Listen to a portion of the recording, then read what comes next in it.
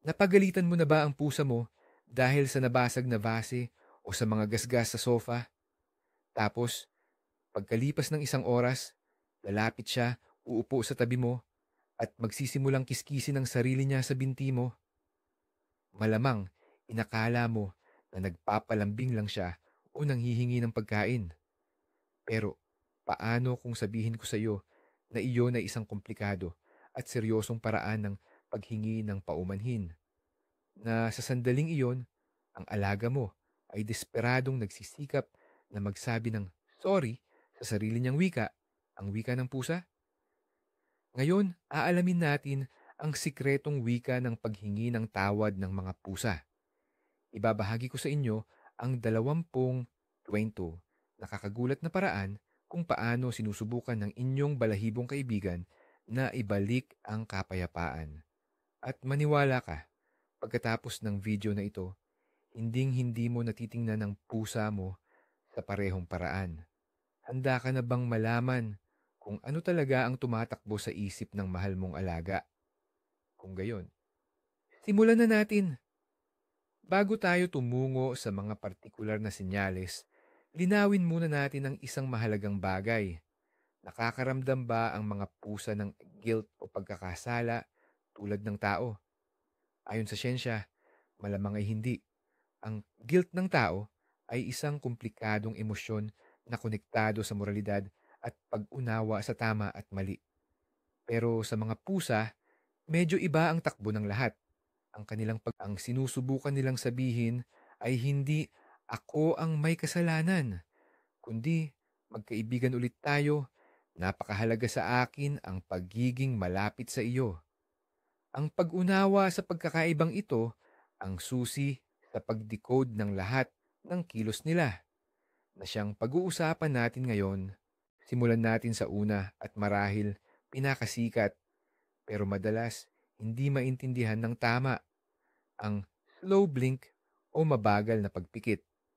Isipin mo itong sitwasyon. Nalulungkot ka, nakaupo sa sofa, tapos lumapit si Muning, umupo sa harap mo, titingin ng diretso sa mata, at dahan-dahan, parang nagteteatro, ipipikit at ididilat ang mga mata niya. Hindi yan dahil bored siya o inaantok. Kasi sa mundo ng pusa, ang direktang pagtitig ay isang hamon, tanda ng agresyon. Sa mabagal na pagpikit, parang sinasabi niyang, "Eto ako, wala akong kalaban-laban." Pinapakita niyang sobrang tiwala niya sa iyo, kaya handa siyang mawala ka sa paningin niya kahit saglit lang. Ito ang cat equivalent ng halik o pakikipagkamay ng tao. Sa usapin ng pakikipagkaibigan o pagbati, ito ang pinakamalakas na signal na nangangahulugang, hindi kita kalaban, nagtitiwala ako sa iyo, magkaibigan tayo. Kung gusto mong ibalik ang signal na iyan, subukan mo ring mag-slow blink pabalik. Mas lalakas ang bond ninyo at ipinapakita mong tinatanggap mo ang peace offering niya. Dito sa screen, makikita mo ang klasikong halimbawa ng tinatawag nating cat kiss. Pansinin mo kung gaano kaluwag at kalmado ang susunod na paraan ng iyong pusa para makipagbati ay ang paghampas ng ulo at pisngi o tinatawag ng mga eksperto na bunting. Kapag lumalapit ang pusa at masinsinang kinukuskos ang sarili sa iyong mga binti, kamay o kahit sa mukha mo, hindi lang ito simpleng paglalambing. Sa pisngi baba at noo ng pusa, may mga espesyal na glands na naglalabas ng pheromones, mga natatanging chemical markers ng amoy. Sa pamamagitan ng pagkukuskos, iniiwan ng pusa ang signature scent nito sa iyo na hinahalo sa amoy mo. Ang aksyon na ito ay may malalim na social meaning. Para bang sinasabi niya, kabilang ka sa grupo ko, sa pamilya ko, sa pride ko. Pagkatapos ng anumang alitan o hindi pagkakaunawaan, mas nagiging makabuluhan ang ganitong pagkilos. Hindi lang siya naglalambing, aktibo niyang inaayos ang shared scent mark ng inyong kolonya. Parang nire-refresh niya ang iyong status sa mundo niya na nagpapatunay, sa kabila ng ating tampuhan, magkasama pa rin tayo. Ito ay isang hindi ka panipaniwalang intimate at napakahalagang ritual. Isipin mo na lang kung paano ang isang hindi nakikitang ulap ng amoy ay bumabalot sa inyong dalawa na nagbibigay ng pakiramdam ng pagkakaisa at seguridad. Ito ang kanyang paraan upang tuluyang burahin ang anumang negatibong vibe at muling patatagin ang inyong samahan. Paano naman yung pag-ingay nila, yung purr? Nakasanayan na nating isipin na ito'y tanda ng matinding kaligayahan. Gumagawa sila ng tunog na yan kapag hinahaplos natin sila o kaya kapag may kinakain silang masarap. Pero paano kung biglang magpur ang pusa matapos mo siyang sigawan at nakaupo siya sa sulok, halatang takot na takot? Ito ang isa sa pinakanakakagulat at masasabi nating kakaibang katotohanan tungkol sa mga pusa. Ang pagpur ay hindi lang pala pahiwatig ng saya. Ito rin ay isang makapangyarihang paraan para pakalmahin at pagalingin ang sarili nila. Ang vibration na nalilikha ng pagpur ay nasa pagitan ng 25 hanggang 150 Hz, 25-150 Hz. Ipinapakita ng mga pag-aaral na ang mga ganitong frequency ay nakakatulong sa mabilis na paghilom ng mga sugat at pagpapababa ng stress. Kaya, kapag ang pusa ay takot o kaya naman ay alam niyang may nagawa siyang mali at biglang nagpur, una, pinipilit niyang pakalmahin ang sarili niya. At pangalawa, nagpapadala siya sa iyo ng signal ng kapayapaan. Parang katulad ito ng tao na sa gitna ng tensyonadong sitwasyon, biglang nangingiti ng may nerbiyos at sasabihin, "Ayoko ng gulo, wala akong balak na masama." Pansinin ninyo ang buntot ng inyong pusa. Ito na ang mismong sukatan ng mood niya. May espesyal na papel ito pagdating sa pagpapaumanhin or pakikipag-ayos. Kung pagkatapos ng pag-aaway, lalapit ang pusa sa inyo at nakataas ng tuwid ang buntot niya, tapos ang dulo ay bahagyang nakakurbang, parang question mark. Malinaw na sinyalis iyan ng pakikipagkaibigan at gustong makipag-ayos. Ang tuwid na buntot ay karaniwang pagbati at tanda ng kumpiyansa. Pero itong maliit na kahawit sa dulo, nagdadagdag iyan ng pagkamapaglaro at parang nagtatanong, "Okay na ba tayo? Wala na bang galit?" Bale, inuugat niya lang ang sitwasyon, pinapakita ang kanyang magandang kalooban, pero nag-iiwan din ng espasyo para sa inyong reaksyon. Napakadelikado at magalang na paraan yan para simulan ang usapan tungkol sa pagbabati. Isipin ninyo na ang buntot na iyan ay isang bandila ng tigil putukan, truce flag, na maingat niyang itinatayo sa battlefield. Umaasa na ang tugon ninyo ay hindi galit, kundi paglalambing. Ang balewalain, ang ganoong malinaw na kilos ay nangangahulugan na pinalampas ninyo ang napapakagandang pagkakataon para mabilis at madali ninyong maibalik ang kapayapaan sa inyong bahay. Sa video ngayon, ipinapakita ng pusa ang eksaktong buntot na iyan. Ito ang klasikong paanyaya para sa positibong interaksyon. Ang ikalima at isa sa pinakamahalagang senyales ay ang pagpapakita ng tiyan. Ang tiyan ang pinakamahina at pinakamapanganib na bahagi ng katawan ng pusa. Nandoon lahat ng mahahalagang laman loob at walang buto na nagpoprotekta rito. Kaya, kapag nagbaligtad ang pusa at ipinakita sa iyo ang kanyang mabalahibong tiyan, ipinapakita niya ang sukdulan na pagtitiwala. Sa konteksto ng paghingi ng tawad, ito ay parang walang pasubaling pagsuko o unconditional surrender. Para siyang literal na nagsasabi, "Nasa kamay mo ako ng buo. Nagtitiwala ako sa iyo, kaya hindi ako takot ipakita ang aking pangunahing kahinaan. Huwag mo sana akong saktan." Gayunpaman, may mahalagang maling paniniwala tayong dapat iwasto dito. Ang pagpapakita ng tiyan ay hindi laging imbitasyon para kiskisin o haplusin iyon. Para sa maraming pusa, Ito ay tanda lang ng pagtitiwala pero hindi hiling para sa pisikal na kontak. Ang pagtatangka mong haplusin ng tiyan niya ay maaaring ituring na pagtataksil sa tiwalang ibinigay niya. Kaya, bigla na lang siyang kakamot o kukuyom sa kamay mo. Ang pinakamagandang reaksyon sa ganitong senyales ng pakikipagkasundo ay ang paggamit ng malambing na boses at ang dahan-dahang pagpikit bukas ng mata o slow blinking. Ngayon, dumako naman tayo sa tinatawag na love bites, yung mahihinang kagat na halos hindi mo maramdaman. Madalas itong nakakapagtaka sa mga pet owner. Isipin mo, naglalambing siya, nagpepur, tapos bigla kang kakagatin ng bahagya sa kamay. O kaya, pagkatapos mo siyang pagalitan, lalapit siya at dahan-dahang kakagatin ang daliri mo. Hindi kaya ito ay nakatagong pagka-agresibo? Hindi. Sa karamihan ng pagkakataon, ito ay isang komplikadong social signal na natutunan niya noong kuting pa siya habang nakikipaglaro sa kaniyang mga kapatid. Para sa mga kuting, ang mahihinang kagat ay paraan nila ng komunikasyon at pagtatakda ng mga limitasyon sa laro.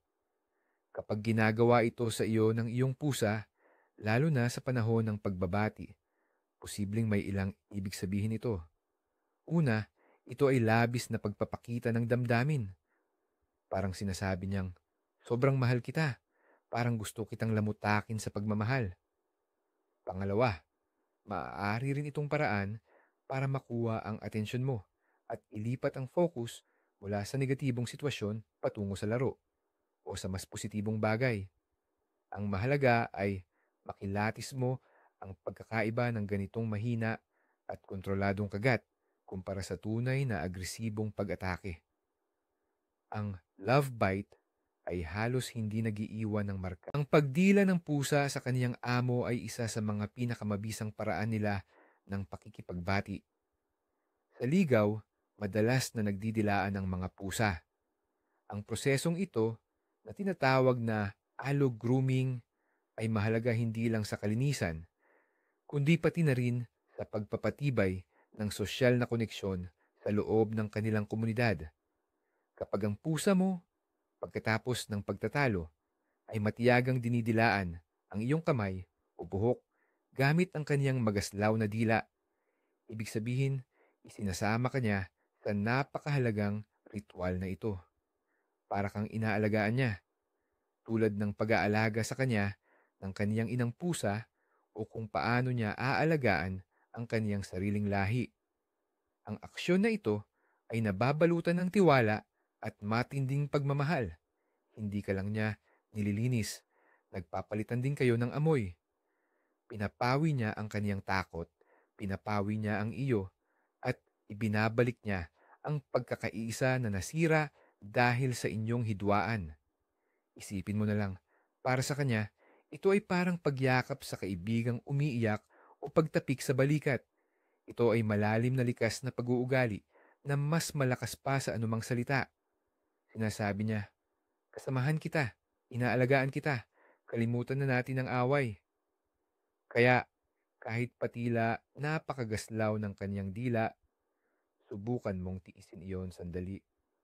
Nangyari na ba sa inyo na makita ninyo sa may pintuan o kaya sa una ninyo ang isang patay na daga, ibon, o kahit laruan lang matapos ninyong pagalitan ang inyong alaga? Huwag muna kayong magpanik o mandiri at huwag agad itatapon ang regalong ito.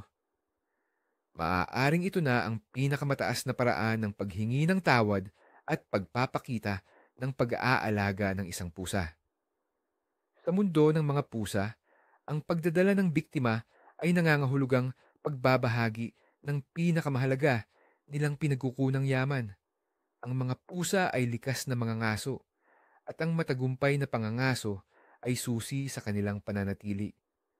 Kapag dinadala ng pusa sa inyo ang kanyang tropeyo, sa kasamaang palad, nakikita niya kayo na hindi masyadong mahusay ng mga ngaso, isang miyembro ng pride na kailangan niyang alagaan.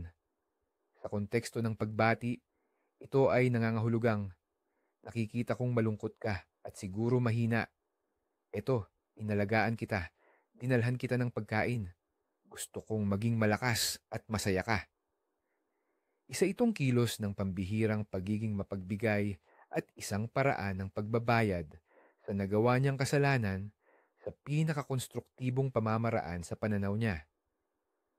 Sinusubukan niya kayong suyuin sa pamamagitan ng pag-aalok ng pinakamaganda na mayroon siya. Kaya ang tamang reaksyon ay kalmadong purihin ng pusa at pagkatapos ay palihim na matapos magkagalit. Pansinin, kadalasan, didiretso ang pusa sa pag-iwas. Nagtatago iyan, baka sa ilalim ng kama o kaya naman sa tuktok ng aparador. Pero kung maya-maya, bigla siyang babalik at tatabi lang sa iyo para matulog. Sa kama man, sa sofa, o kahit sa sahig sa paanan mo, sign na yan na nagkabati na kayo. Tandaan, ang pagtulog ay panahon kung kailan pinakanakahantad at pinakanakapakahina ang isang hayop. Kapag pinili niyang matulog sa tabi mo, ipinapakita niyang wala na ang tensyon at pakiramdam niya'y ligtas na siya sa presensya mo. Nagtitiwala siyang babantayan mo ang kanyang pagtulog. Ito ay tahimik, pero napakalinaw na pag-amin na nabalik na ang inyong samahan. Hindi siya humihingi ng lambing, hindi siya nagpapansin. Gusto lang niyang maging malapit sa loob ng safety field mo. Ito ang kanyang pasibo, pero malalim na paghingi ng tawad. Para bang sinasabi niya, gusto ko dito sa espasyo mo. Ang presensya mo ang nagpapakalma sa akin. Tignan mo ang pusa na payapang natutulog sa tabi mo. Nakarelax ang posisyon. Kalmado ang paghinga. Iyan mismo ang ebidensya ng kapayapaan at pagkakaisa na pinilit niyang ibalik matapos ang inyong tampuhan. Ang pagmamasahe ng pusa o ang pagtapak-tapak nila gamit ang kanilang mga paa ay isa pang ugali na nag-ugat sa kanilang malalim na pagkabata. Ginagamit ito ng mga kuting sa tiyan ng kanilang ina upang pasiglahin ang pagdaloy ng gatas. Ang reflex na ito ay nananatili sa maraming pusang nasa hustong gulang at iniuugnay nila ito sa pakiramdam ng lubos na ginhawa, seguridad at pagmamahal ng ina. Kapag umaakyat sa inyong kandungan ang inyong pusa pagkatapos ng isang away at nagsisimula siyang masamasahin kayo habang papalabas-pasok ang kanyang mga kuko ng may ritmo, bumabalik siya sa kalagayan ng isang kuting na walang inaalala. Hindi lang siya humihingi ng kalinga, ipinapakita niya ang buo niyang tiwala at sinusubukan niyang pukawin ang kaparehong mainit at parental na damdamin sa inyo. Ito ang paraan niya ng pagsasabi, ako ang inyong munting kuting na walang laban, pakiusap, huwag kang magalit sa akin. Ito ay isang napakalakas na manipulasyon na tumatarget sa inyong pinakamalalim na likas na ugali ng pag-aaruga. Halos imposible itong pigilan. Kung nakakasakit ang kuko niya, maglagay lang ng kumot o manipis na pled sa ilalim ng kanyang mga paa. Ngunit huwag na huwag ninyo siyang ang mga pusa ay sadyang mapagmasid na nilalang at madalas nilang ginagaya ang ating mga kilos. Ginagamit din nila itong diskarte para makipagkasundo. Napansin mo ba na pagkatapos mong kumalma, nagsisimula siyang gawin ang mga kilos mo? Umunat ka, uunat din siya. Humikab ka, hihikab din siya. Pupunta ka sa kusina, sumusunod siya agad sa iyong likuran. Hindi lang ito simpleng nagkataon. Ang paggaya na ito ay isang hindi sinasadyang paraan para magtatag ng koneksyon at ipakitang kaisa siya sa iyo. Para bang sinasabi niya, tingnan mo, magkasundo tayo. Pareho ang ating ginagawa. Magkampi tayo. Higit sa lahat, makabuluhan ang sabay na paghikab. Sa maraming sosyal na hayop, pati na rin sa tao, nakakahawa ang paghikab at senyales iyan ng empatya o pakikiisa. Kung humikab ang pusa bilang tugon sa paghikab mo, tanda iyan na nakatuon siya sa iyo at sinusubukan niyang sumabay sa iyong nararamdaman.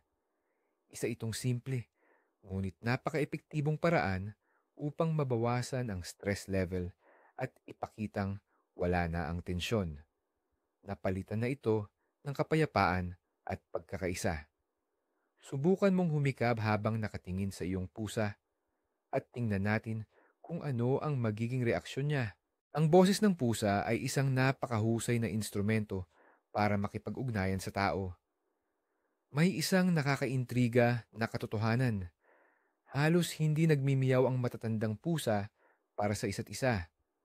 Binuo nila ang kasanayang ito lalo na para sa pakikipag-usap sa atin, mga tao, na ginagaya ang iyak ng isang sanggol para pukawin ang ating likas na pagnanais na tumulong. Kapag nakikipagbati o humihingi ng tawad, gumagamit ang pusa ng kakaibang uri ng meow. Hindi ito yung meow na mapilit o yung malakas na sigaw. Sa halip, ito ay isang tahimik, matinis, halos nananangis na tunog o isang maikling pikit. Ang ganitong tono ng boses ay idinisenyo para ipahiwatig ang kawalan niya ng depensa at ang mapagkaibigan niyang intensyon. Para bang sinasabi niya sa matinis na tinig, "Huwag mo akong saktan, pakiusap. Maliit lang ako at hindi ako nananakit." Ito ang katumbas ng pagdaos-dos ng buntot ng aso. Pero sa tunog, sinusubukan niyang maging hindi banta at pukawin ang iyong awa at ang pagnanais na siya ay protektahan. Makinig ka sa intonasyon ng pusa mo pagkatapos ng inyong pagtatalo.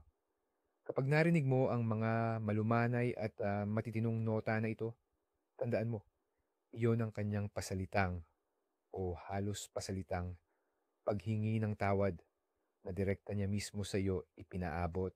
Ang panglabintatlong paraan, ang paghihintay sa pintuan. Ano ba ang kakaiba dito, di ba? Kadalasan, sinusundo naman talaga ng pusa ang amo pag uwi galing sa trabaho.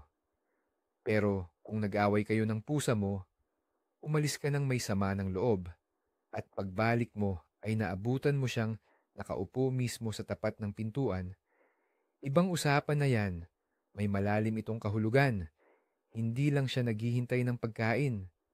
Ikaw mismo ang hinihintay niya para makapag-umpisa na kayong magbati. Nag-alala siya na baka dahil sa inyong sagutan, hindi ka nababalik pa. Ang pagtambay niya sa pintuan ay parang isang tahimik na mensahe. Ang saya ko at bumalik ka. Natakot ako na baka hindi ka na sumipot. Hindi importante ang pag-aaway natin. Basta magkasama tayong muli. Ito ay matinding patunay ng pagmamahal niya at kung gaano kakahalaga sa buhay niya.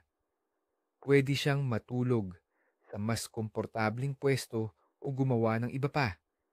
Pero pinili niyang umupo sa pinto at maghintay dahil ang ayusin ng inyong samahan ang pinaka-priority niya.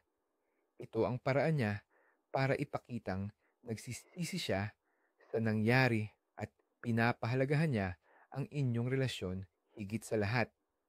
Batiin mo siya ng buong pagmamahal. Karapat dapat siya diyan. Ang pag-uumpisa ng laro ay isa sa pinakamahusay at pinaka-epektibong paraan para humingi ng tawad ang pusa. Isipin mo, mainit ang ulo mo at nagtatampo ka pa rin sa pusa dahil sa kalokohang ginawa nito. Tapos, bigla niyang dadalhin ang paborito niyang laruang daga, ilalagay sa paanan mo at titingnan ka ng naghihintay. O kaya naman, hahabulin niya ang kunwari ay alikabok na hindi naman nakikita habang tumatalon ng nakakatawa.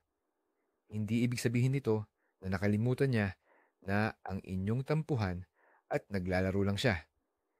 Hindi, isa itong sadyang pagpapaamo. Para sa mga pusa, ang paglalaro ay hindi lang libangan. Ito rin ang paraan nila para mag-alis ng stress, magpalit ng atensyon at ibalik ang magandang samahan ninyo. Sa pag-alok niya na maglaro kayo, sinusubukan niyang palitan ang nega vibes mula sa pag-aaway ninyo ng mga positibong damdamin sa pamamagitan ng paggawa ng bagay na magkasama. Para bang sinasabi niya, tama na ang pagtatampo. Maglaro na lang tayo para mawala na ang lahat ng tampuhan. Ito ay isang napakaganda at matalinong paraan ng pagresolba ng problema na dapat sana ay matutunan nating mga tao. Kaya magpauto ka na sa kanya. Kawayan mo lang ng teaser toy or pang-akit na laruan at makikita mo agad na mawawala ang tensyon. Kapag napagalitan mo ang pusa, malamang ay lalayo muna siya sa iyo. Kapag sinubukan mo siyang lapitan o hawakan, baka salubungin ka niya ng paghuni o bigla siyang tumakbo papalayo. Natatakot siyang baka galit ka pa rin at masaktan mo siya. Pero paglipas ng ilang sandali, siya na mismo ang lalapit at magpapakita ng kagustuhang mapahaplos. Baka nga isandal pa niya ang ulo niya sa kamay mo. Ito ay napakahalagang hakbang sa proseso ng pagbabati. Sa kilos na ito, sinasabi niya, handa na ulit akong magtiwala sa iyo. Naniniwala akong hindi ka na magagalit sa akin. Binibigyan ka niya ng green light or permiso na pumasok sa personal niyang espasyo. Paraan niya ito para alamin kung tapos na ba ang away at para na ring ipakita na handa na siyang wakasan ito. Kung sa sandaling ito ay itutulak mo siya or babaliwalain mo, napakalaking dagok nito sa kanya. Pero kung tutugunan mo ang kanyang sinyas ng magiliw na haplos at mahinahong boses, kinukumpirma mo na ibalik na ang kapayapaan. Ang sandaling ito ay parang isang paglagda sa kasunduan ng kapayapaan matapos ang mahabang digmaan. Isa pang malinaw na senyales na gusto ng pusa mong makipagbati ay ang hindi ka na niya hihiwalayan. Saan ka man magpunta, nakasunod siya. Pagpunta mo sa ibang silid, nandoon din siya. Pag-upo mo sa mesa, sasalampak siya sa ilalim ng upuan. At kapag ano pa bang mas nakakainis kaysa sa isang pusang nakabalandra sa keyboard mo habang nagtatrabaho ka o sa librong binabasa mo? Pero bago mo siya paalisin, isipin mo muna ang motibo niya.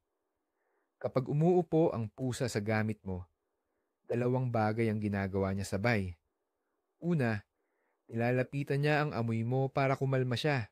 At pangalawa, at ito ang mas importante pagdating sa usapang pagbati, inilalagay niya ang sarili niya sa sentro ng atensyon mo. Literal niyang binabara ang ginagawa mo para mapansin mo siya. Ito na ang desperado niyang diskarte na ilipat ang focus mo mula sa trabaho o libro para ayusin ninyo ang relasyon nyo. Sabi niya, hoy, nandito ako. Mas importante ako kaysa sa kumikinang na bagay na iyan. Please, magbati na tayo.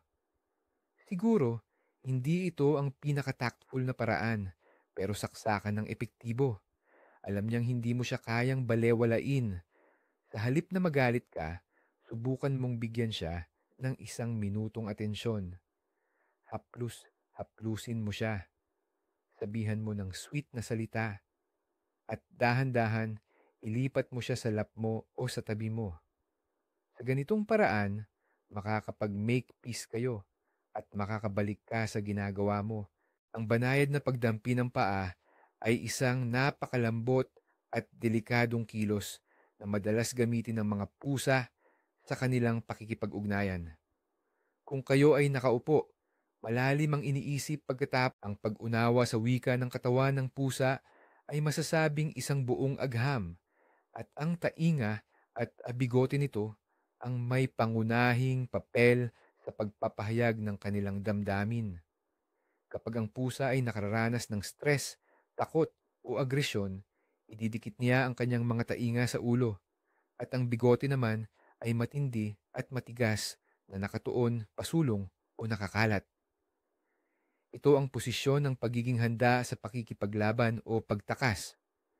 Pero kung pagkatapos ng pagtatalo ay lalapit siya sa iyo at mapapansin mong ang kanyang tainga ay nasa normal, relax na posisyon, nakatingin pasulong at bahagyang nakatagilid, habang ang bigote niya ay kalmadong nakalapat sa gilid ng kanyang mukha, ito ay isang napakagandang senyales.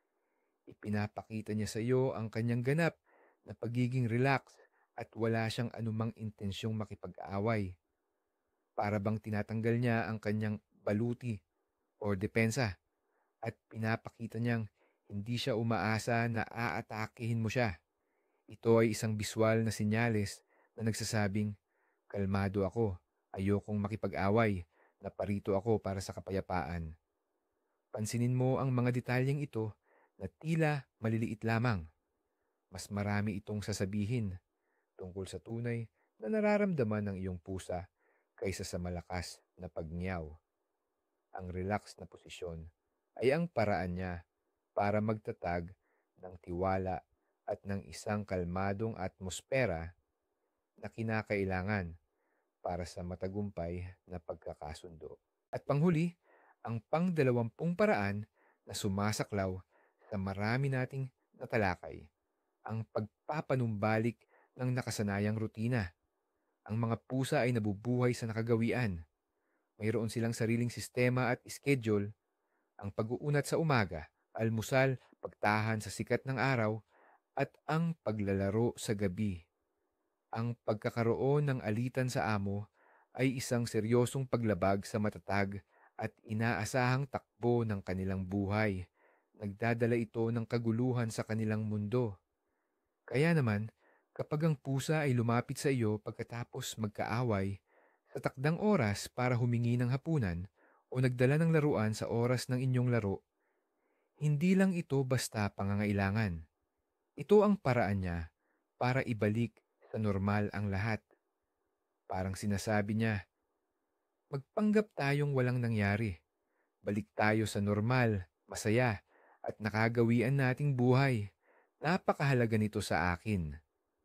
Sa pagpapatuloy ng nakasanayang ritual, ibinabalik niya hindi lamang ang kanyang kaginhawaan, kundi pati na rin ang inyong koneksyon na siyang pundasyon ng kanyang matatag na mundo. Kaya suportahan mo siya rito. Pakainin mo siya at makipaglaro ka sa kanya. Para sa kanya, ito ang pinakamahusay na patunay na ang kanyang mundo ay tuluyan ng naibalik at lahat ay muling maayos at inaasahan. So, napag-usapan natin ang 20 iba't ibang paraan kung paano tayo sinusubukan ng mga pusa na is-sorry. Pero ang pinakamahalaga at marahil ang pinakanakakagulat na realization sa lahat ng ito ay ito. Hindi lang sila humihingi ng tawad dahil sa isang partikular na pagkakamali. Ang totoo, desperado silang ayusin ang nasirang koneksyon sa inyo. Para sa isang alagang pusa, ang amo ay hindi lang